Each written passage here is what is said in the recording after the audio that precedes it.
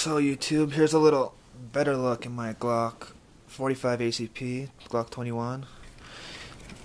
A little better look than my first video because didn't realize the background would be so dark because it wasn't showing up like that on my camera, so thought I'd just post a little better video of it.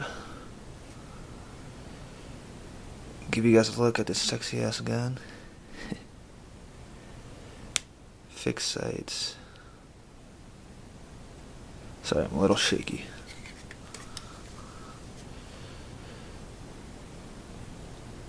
$500.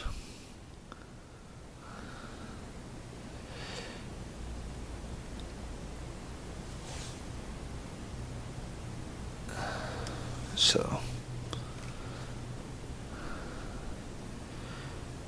I don't know. I like it. I was gonna buy the 40 Smith & Wesson, the Glock 22, but figure 45, 13+1 magazine. I don't really need the extra 2 bullets for the Glock 22, so I'd rather go for the more power and 2 less rounds. Doesn't matter to me. Someone gets shot with this fucker, you're going down. Bam. So let me know what you guys think. Leave a comment, subscribe. Thanks.